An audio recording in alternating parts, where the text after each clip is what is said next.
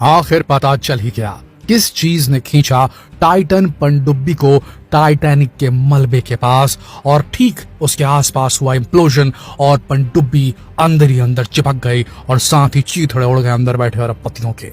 वो चीज कौन सी थी, इसे समझने के लिए पहले आपको क्रोनोलॉजी समझनी होगी। क्रोनोलॉजी कि किस प्रकार से ये जो घटनाक्रम है ये हुआ, और इस घटनाक्रम के पीछे जो सबसे बड़ा कल्प्रिट है वो निकल कर सामने आ रहा है खुद का खुद ओशन गेट। जी हाँ, अभी वैसे तो जांच चल ही रही है, लेकिन जांच के नतीजे आने से पहले कुछ ऐसे पॉइंटर्स सामने आए हैं, कुछ ऐसे क्लूज सामने आए हैं जो साबित करते हैं कि इसमें गलती कहीं ना कहीं पनडुब्बी की ही थी। जी हाँ दोस्तों, आपको बता दें रविवार को यूएस नेवी जो थी उसे एक कैटास्ट्रोफिक इम्प्लोजन का साउंड उसने कैप्चर किया था, लेकिन वो जानते नहीं थे कि किसका है। ये ठीक उसी वक्त का था जब समझ लीजिए कि टाइटन पनडुब्बी का संपर्क उसकी मदरशिप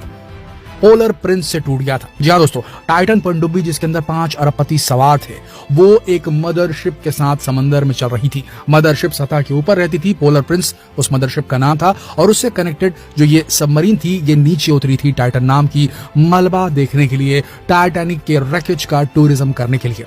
8 घंटे का ये डीप डाइव था जिसमें 4 घंटे ऊपर से नीचे और नीचे से ऊपर जाने के लगने थे और 4 घंटे मलबा दिखाने के लगने थे। लेकिन खबर जो सामने आ रही है वो कुछ इस प्रकार से है। यूएस नेवी को एक कैटास्ट्रोफिक इम्प्लोजन की ऑडियो प्राप्त होती है उनके सोनार डिवाइसेस के ऊपर में, और उसके बाद खबर आती है कि 5 बहुत ही एमिनेंट अरबपति जो हैं वो समंदर की गहराइयों में कहीं खो गए हैं, उनकी पनडुब्बी नहीं मिल पा रही है जो टाइटैनिक टूरिज्म के लिए गई थी। तभी यूएस नेवी को जैसे खबर मिलती है वो तुरंत कैनेडियन जो रेस्क्यू टीम है उससे बात करती है, और कैनेडियन टीम भी इसमें लग जाती है। एक सघन ऑपरेशन चला जाता है, सर्च ऑपरेशन चला जाता है, जिसमें आखिरकार जो कैनेडियन टीम है, जो कैनेडियन नेवी है, उसकी आरओवी को, रिमोट ऑपरेटेड व्हीकल एक होता है, एक ऐसी छोटी सी रोबोटिक डिवाइस जिसे समंदर के अंदर उतारा जाता है, और वो जब स्कैन कर रही थी टाइटैनिक के आसपास, उसके मलबे के आसपास के इलाके को, तब उसे वो जगह दिखाई देती है जहां कुछ ऐसा दिखता है जैसे वहां कुछ फटा है, कुछ इंप्लोड हुआ है, और उसी के आसपास मिलता है उसे टेल कोन,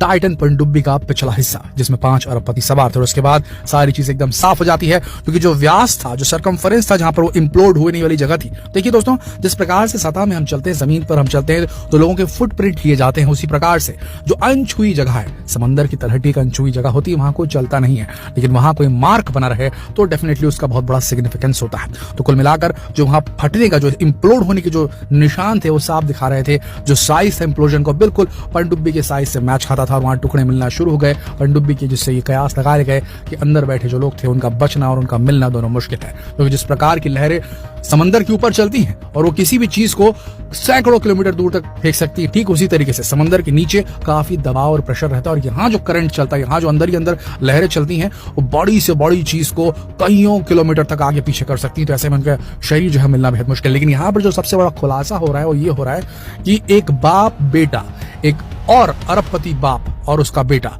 जो अरबपति उनका नाम है जे ब्लूम और उनके बेटे का नाम है शॉन ब्लूम, इन लोगों को भी अप्रोच किया गया था स्टॉकटन रश के द्वारा। स्टॉकटन रश कौन? जो कि ओशन गेट कंपनी के सीईओ थे, जिनका ये बेबी प्रोजेक्ट था, समझ लीजिए, ये जो टाइटन पनडुब्बी थी और उसमें बैठाकर लोगों को टाइटैनिक का टूरिज्म कराने का, टाइटैनिक के मलबे का टूरिज्म कराने का आइडिया समझ लीजिए इन्हीं की कंपनी का था। और उसके सीईओ थे स्टॉकटन रश, जो कि इस पनडुब्बी के अंदर भी बैठे थे, जो दुर्घटनाग्रस्त हो गई और इनकी भी जान चली गई इसमें। बताया जाता है कि स्टॉकटन रश ने जे ब्लूम और शॉन ब्लूम, इन बाप बेटे की जोड़ी को कांटेक्ट किया था कि वो भी हमारे साथ चले इस मिशन में, उन्हें भी ये टिकट सेल करना चाहते थे स्टॉकटन रश। लेकिन जे ब्लूम ने कहीं ना कहीं इसमें कुछ सस्पिशियस देखा, और उसके बाद उनके जो बेटे हैं शॉन ब्लूम, उनका कहना है कि मैंने जब इसे देखा, इस पनडुब्बी के डिजाइन के बारे में सुना स्टॉकटन रश से, तो मुझे डाउट हुआ और उन्हें लगा कि कहीं ये पनडुब्बी जो है ये भार सह पाएगी अथाह समंदर का, इतने गहरे समंदर का। इसका साइज देखिए बेहद छोटा है, साथ ही इसका जो मटेरियल था वो कार्बन फाइबर से बना था, कार्बन फाइबर और टाइटेनियम से मिलकर बना था।